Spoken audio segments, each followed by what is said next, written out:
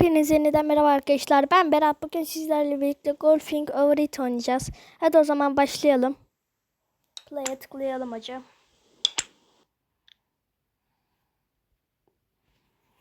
Arkadaşlar. Yani ben bu oyunu bir kere oynadım. Kriz geçirdim. İnşallah bir daha kriz geçirmem. Mesela ilerlemiyor.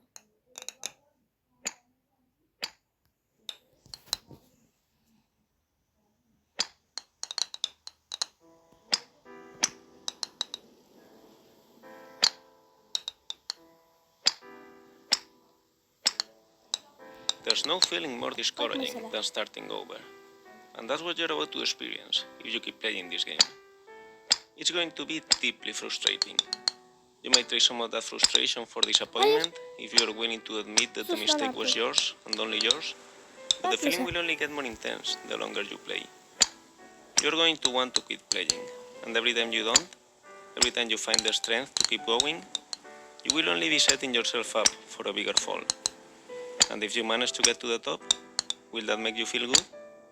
Will you feel that it's all being worth it? I think you will. Dur artık. Dur.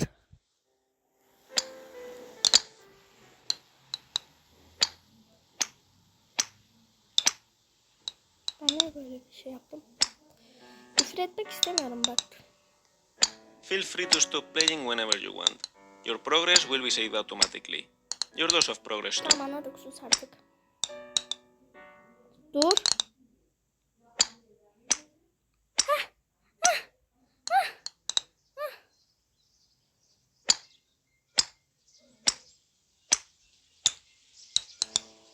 Şöyle ya.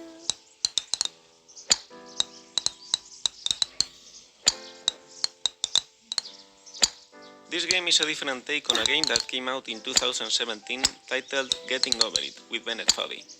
The author of that game, Bennett Foddy, was an Australian designer known at the time as the father of intentionally bad controls. Onun oradan Weird, bacını unresponsive, and hard to understand, intentionally bad controls are bad in the sense that they are suboptimal for the task at hand, sus ya. making a challenging and infuriating experience of what otherwise could well be a walk in the Ben sesini kapatamıyor muyuz?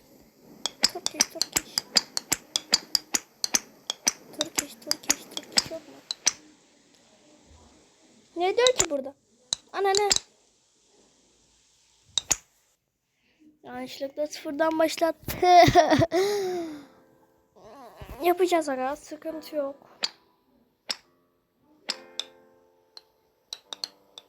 This game is a different take on a game that came out in 2017 titled Getting Over It with Bennett Foddy.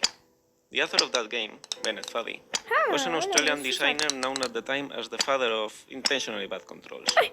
Weird, unresponsive, and hard to understand, intentionally bad controls are bad in the sense that they are suboptimal for the task at hand, making a challenging and infuriating experience of what otherwise could well be a walk in the park. And yet, they often make for amusing games. In Getting Over It, your task is simply to climb up a mountain, to dragging yourself with a hammer while sitting inside a cauldron. No amount of forward progress is guaranteed. Some cliffs are too sheer or too slippery, and the player is in constant danger of falling and losing everything. I watched a video of Bennett Foddy playing his own game, and it was interesting to see how erratically he approached his own challenges. He knew it was possible to overcome them, and he knew the movements he needed to execute. So he will make an attempt, but he will fail, without a clear reason why. So he will try again, exactly the same movements he attempted the first time. And he will repeat this process until, eventually, it actually worked, giving the impression that the challenge was more about perseverance and luck than precision. Ağacı yaratan Allah kurban olayım.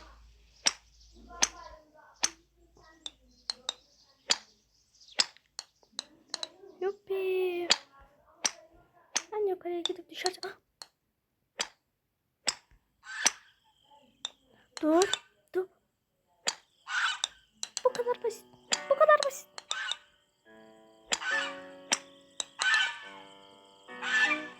Aklıma geldikçe basitleşiyor. In Getting Over It, Bennett Foddy claims that frustration is essential to the act of climbing, but I disagree.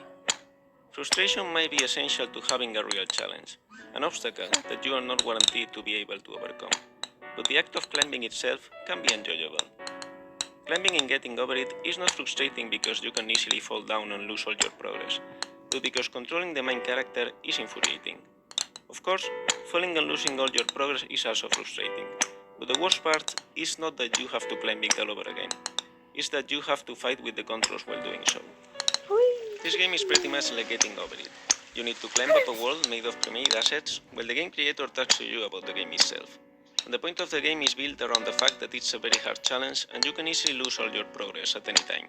The main difference, what makes this game more than just a clone of the original, is its controls.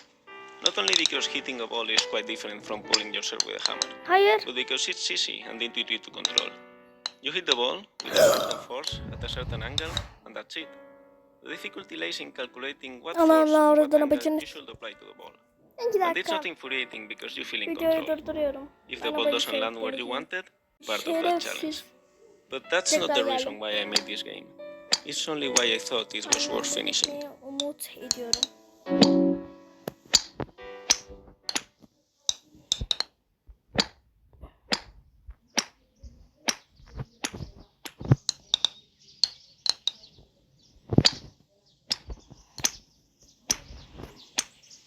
Oyunu bitireceğiz inşallah.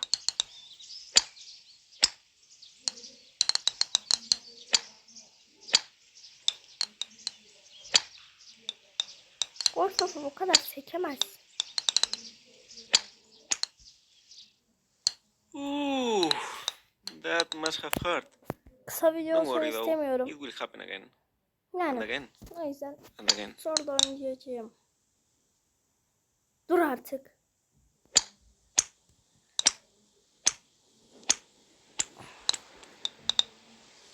Dur artık. Şerefsiz.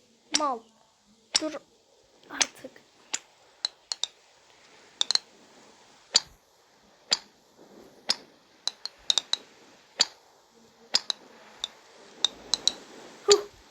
Piu.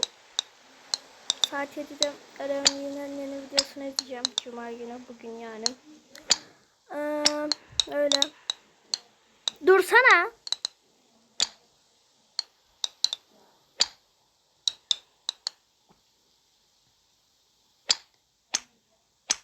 O taraflara gitmek kolay da.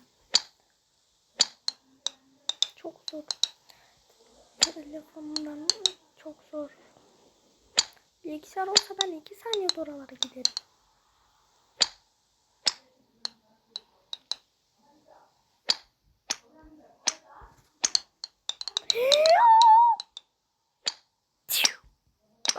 Dur.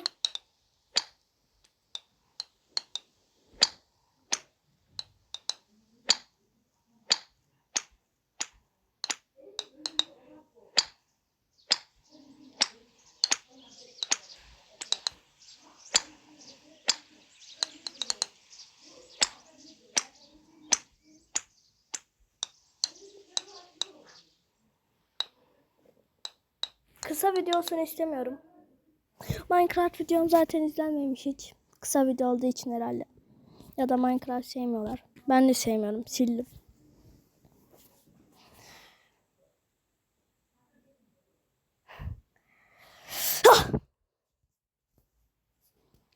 Video bu kadardı.